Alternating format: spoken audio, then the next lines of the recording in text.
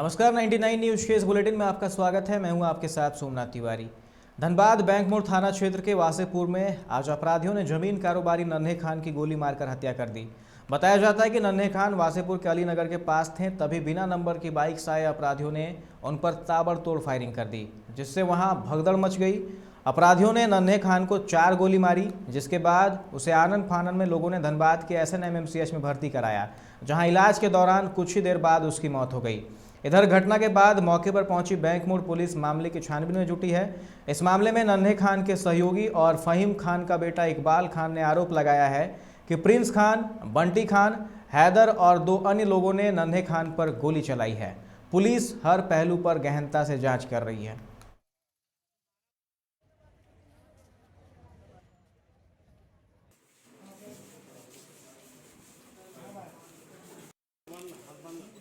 नन्हे भाई को गोली चला है, जिसको गोली मारा है डिस्की था, अनवर था, बंटी खान, हीरा, बोमा राजा और एक हैदर नाम का लड़का है, चोर है। कुछ नहीं, वो लोग दहशत बनाने के लिए ऐसे ऐसे बेकसूर को मारता है। रंजीत से क्या दुश्मनी था? टारगेट किया, उपेंद्र से क्या दुश्मनी था? टारगेट किया, दहशत बनाना, रंगबाजी उठाना। इकबाल सीधे तौर पर है प्रिंस का कि और इकबाल से तो इकबाल बोलता या तो अपना पता दे दे या मेरा पता पे आ जाए। इकबाल तो सीधा बोलता या तो अपना पता दे दे या तो मैं क्या छुप के फोन करता है। क्या लगता है प्रिंस पर पुलिस का हाथ मुझ पर नहीं रखते? पुलिस चाहेगा तो चंदन तस्कर वीरप्पन को पकड़ लिया था, पुलिस चाहेगा तो इसको कैसे नहीं पकड़ लिया? घटनास्थल पुलिस पहुंची थी। घटनास्थल पे जब हम वहां से निकल रहे थे हॉस्पिटल के लिए तब पुलिस पहुंची थी। पुलिस अपना काम कर रही थी, उसका CCTV भी उखाड़ा। धनबाद में कोरोना संक्रमण की तीसरी लहर से बचाव और रोकथाम के लिए जिला प्रशासन ने एक नया फरमान जारी किया है। यह नया फरमान अब वाहनों में चलने वालों के लिए है। जिले के सभी पेट्रोल डीजल पंपों में जिस व्यक्ति के पास वैक्सीनेशन सर्टिफिकेट नहीं होगा उसे डीजल या पेट्रोल नहीं दिया जाएगा। अपने वाहनों में पेट्रोल डीजल भरवाने वाले लोगों को वैक्सीनेशन सर्टिफिकेट दिखाना अनिवार्य होगा।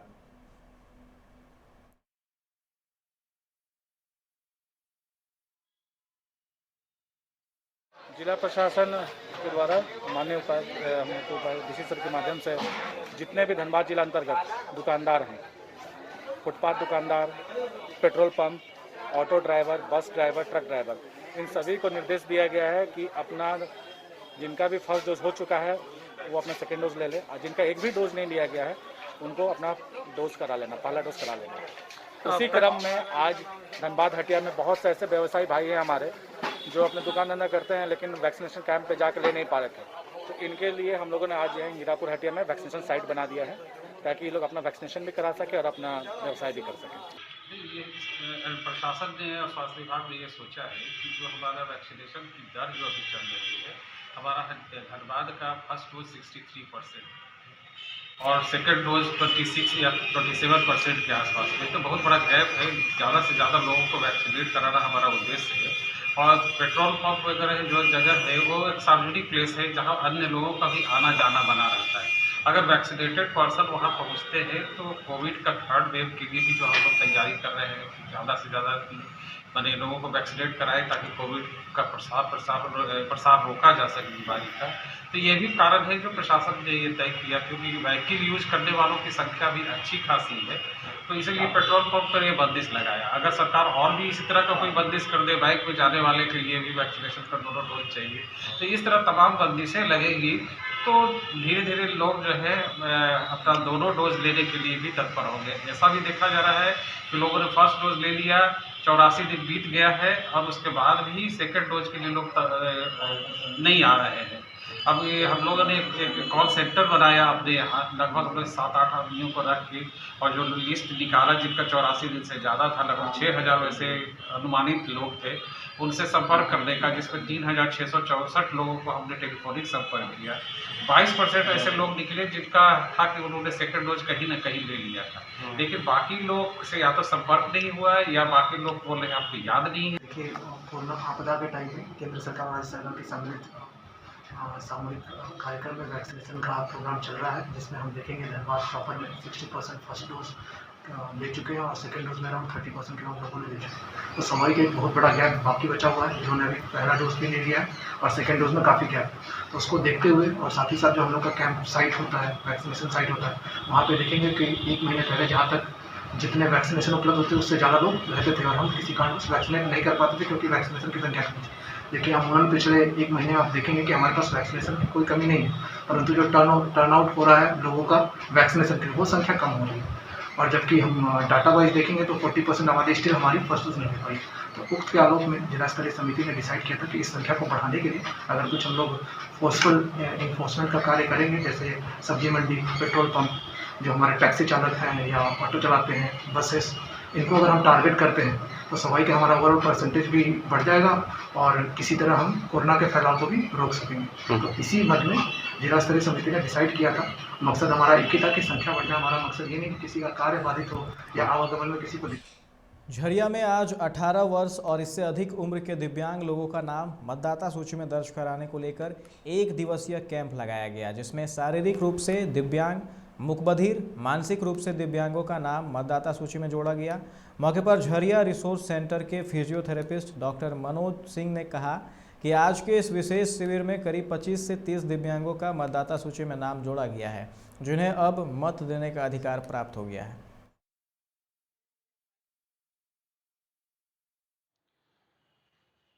झरिया रिसोर्स सेंटर, यहाँ पर दिव्यांग बच्चों का पुनर्वास का काम होता है। वैसे बच्चे जो 18 साल पूरे कर लिए हैं या उससे अधिक हो गए हैं, वैसे बच्चे का आज हम लोग मतदाता सूची में नाम दर्ज करा रहे हैं। अब वो मतदान करने का अधिकारी हो गए हैं। अभी यहाँ पर लगभग 25-30 बच्चे का आज हम लोग मतदाता सूची में नाम दर्ज कराए हैं। एक दिन का ही प्रोग्राम है आज का प्रोग्राम है। आज सभी मतदान केंद्र पर BLO इनका नाम दर्ज कर रहे हैं। आज सिर्फ दिव्यांग लोगों के लिए है स्पेशल।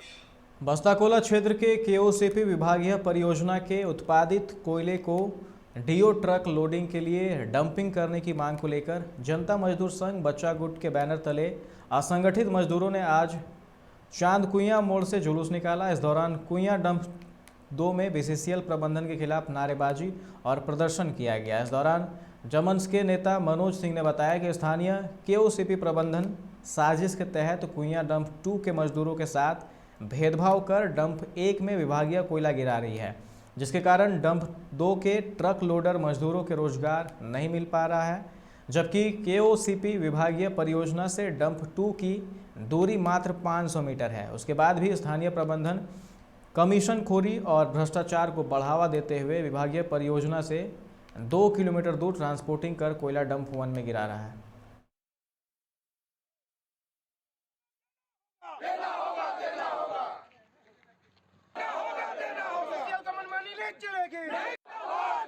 विरोध प्रदर्शन हम लोग मजदूर के हित में कर रहे हैं, असंगठित मजदूर के लिए। 3 से 4 साल पुराना मामला है, जो मैनेजमेंट का मिली भगत से यहाँ का जो डिपार्टमेंटल का कोयला है वो डंप 1 में गिराया जा रहा है। इसमें BCCL का भारी नुकसान है। नुकसान उठा के भी हमको नहीं लग रहा है कि BCCL किसका दबाव पे ये काम कर रही है। एक तरफ उधर मजदूर को खुश कर, एक तरफ मजदूर को इधर दुखी कर रहा है। हीरो भी भूखमरी के कगार पे है। उसका लड़ाई हम लोग लड़ने के लिए आज से हम लोग शुरुआत कर दी है। चाहे इसके लिए जो भी होगा हम लोग लड़ेंगे। तो कितने मजदूर यहाँ पे हैं? यहाँ 500 मजदूर का ही संगठित और संगठित जो भी है 500 है। हम लोग का जो कुछ ग्रामीण लोग हैं, कुछ धनवाटी का मजदूर है मिला के। ये संयुक्त मोर्चा के बैनर तले आंदोलन हो रहा है। ये कांग्रेस और जनता मजदूर संघ का नेतृत्व पे ही हम लोग शुरू से हम लोग लड़ते हुए आ रहे हैं। अब उसी के नेतृत्व पे लड़ेंगे।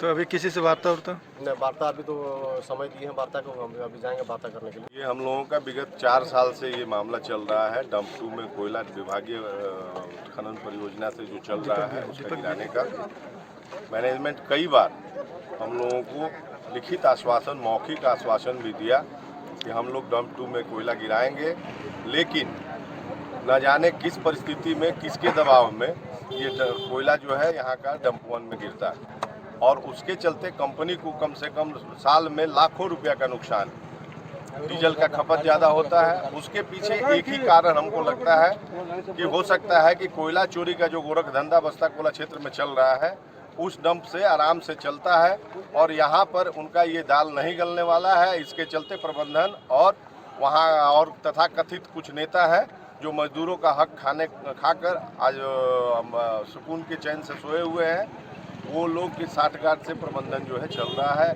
और ये मनमानी अब हम लोग चलने नहीं देंगे। इस विषय पे तो पहले भी वार्ता हुआ था प्रबंधन से। पहले तो आप लोग सभी प्रबुद्ध लोग हैं मीडिया के, बलियापुर झरिया मुख्य मार्ग पर कांटा बनाया गया, सैकड़ों की संख्या में वहां पे गाड़ी रहती है, जिसके चलते यहाँ के आम लोग उसकी कीमत अदा करते हैं। धनबाद के रणधीर वर्मा चौक पर भाजपा कार्यकर्ताओं ने आज मुख्यमंत्री हेमंत सोरेन पर झारखंड की जनता से वादा खिलाफी का आरोप लगाते हुए धरना दिया। इस दौरान धनबाद सांसद पशुपतिनाथ सिंह, निवर्तमान महापौर चंद्रशेखर अग्रवाल समेत भारी संख्या में भाजपाई मौजूद रहे। सांसद पीएन सिंह ने कहा कि हेमंत सरकार ने झारखंड की जनता के साथ जो वादा किया था वह 2 साल बीत जाने के बाद भी पूरा नहीं कर सकी। उन्होंने मुख्यमंत्री पर आरोप लगाते हुए कहा कि चुनाव के समय ओबीसी में आरक्षण देने की बात कही थी पर नहीं हुआ। सरकार 27% ओबीसी आरक्षण की मांग को जल्द पूरा करे, अन्यथा आगे भाजपा जोरदार आंदोलन करेगी।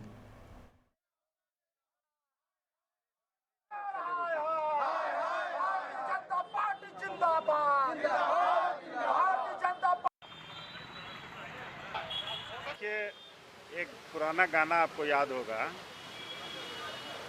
कसमें वादे प्यार वफा सब वादे हैं, वादों का क्या। जो वादा करके ये सरकार आई, जो कसम खा के ये सरकार आई, सारे चीज़ को भुला दिया इन्होंने। जैसे सरकार आई सारा चीज़ एक साइड कर दिया, न युवाओं को रोजगार दिया, न भत्ता दिया। शुरू में रोना रोते रहे कि हमको खजाना खाली है।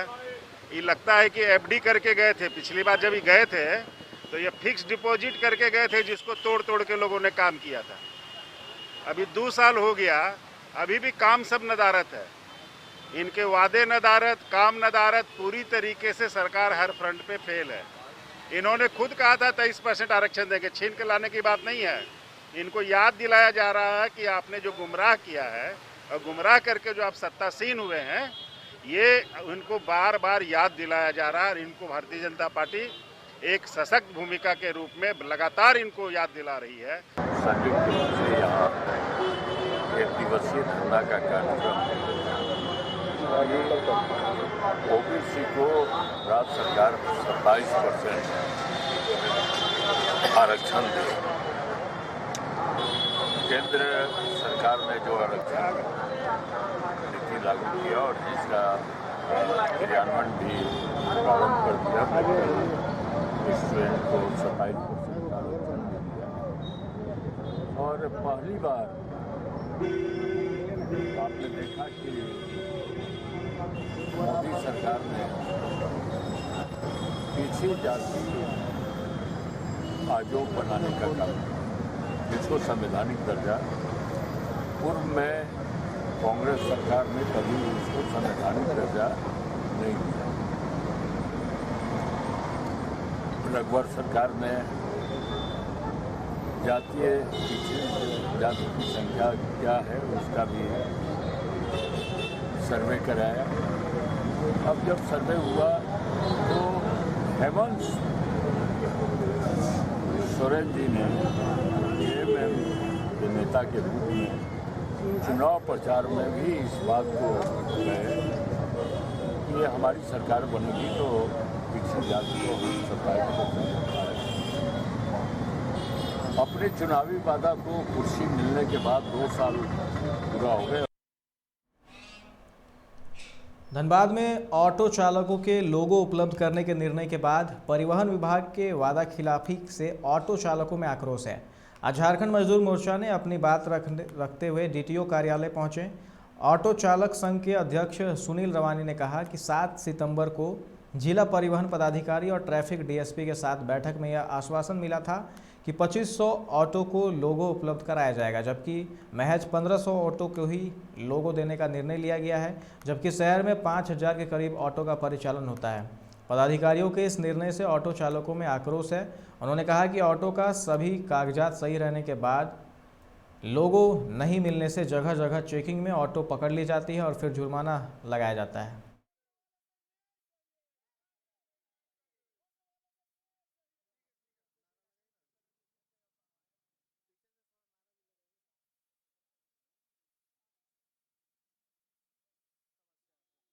समस्या ऐसा है सर कि जाम का मैं बोलना जी जाम के चलते जो है टेम्पू को छाटना चाह रहे हैं डीटीओ साहब डीसी साहब जो भी है।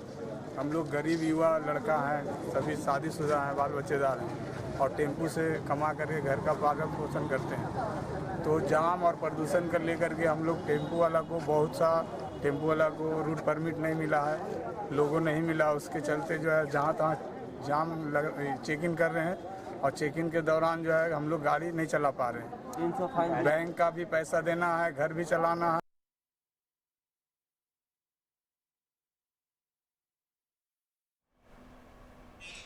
प्रशांत बोस और उनकी पत्नी की रिहाई को लेकर 4 राज्य को 23 से 25 नवंबर तक नक्सली बंदी का आह्वान किया गया है।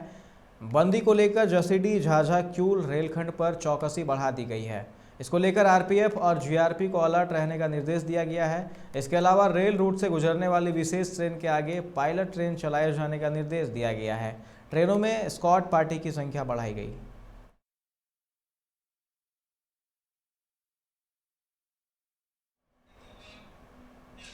फिलीपींस की राजधानी मनीला के ताइताई इलाके में एक सिख व्यापारी जोगिंदर सिंह उर्फ जोजो की गोली मारकर हत्या कर दी गई। उस पर मानगो के तरनजीत सिंह की हत्या का आरोप था। हत्या के समय व्यापारी जोजो टाइल्स खरीदने गया था और गाड़ी पार्क कर रहा था। त्रिपुरा में तृणमूल कार्यकर्ताओं के साथ हो रहे अत्याचार के खिलाफ टीएमसी कार्यकर्ताओं ने आज विधायक अग्निमित्रा पाल के काफिले का घेराव किया और विरोध प्रदर्शन किया, जिस कारण विधायक अग्निमित्रा पाल घंटों जाम में फंसी रही।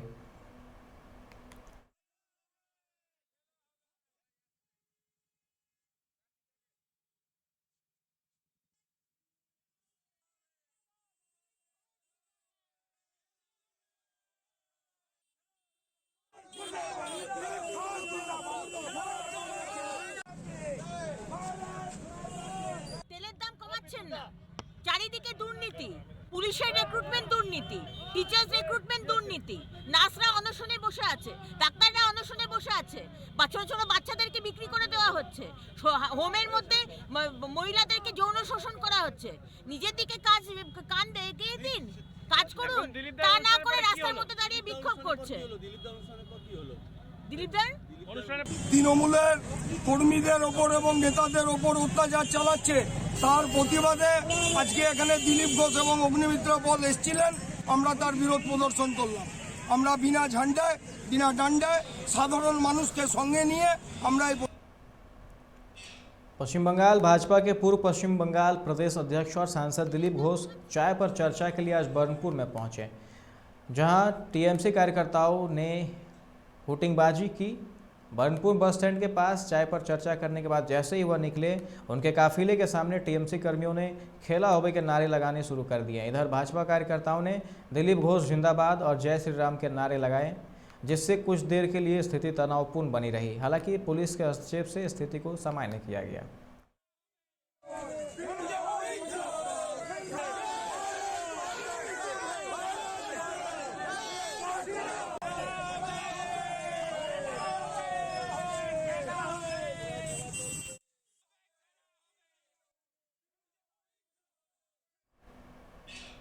आसनसोल के जामुड़िया इलाके में देर शाम एक नकाबपोश अपराधी ने एक एसीएल कर्मी की गोली मारकर हत्या कर दी। घटना को अंजाम देने के बाद अपराधी फरार हो गए। घटना के बाद से पूरे इलाके में दहशत का माहौल है।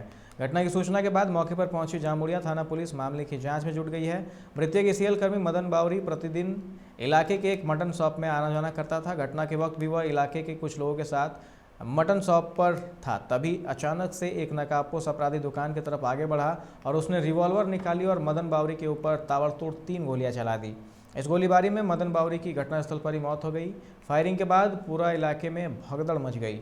लोगों को भागता देख अपराधी भी उनका फ़ायदा उठाते हुए बहुत ही आसानी से घटना को अंजाम देने के बाद फरार हो गए। पुलिस अब यह पता लगाने में जुटी है कि घटना के पीछे किसका हाथ है। घटनास्थल पर डीसी सेंट्रल एवं एसीपी तथागत पांडे छानबीन के लिए पहुंचे हैं।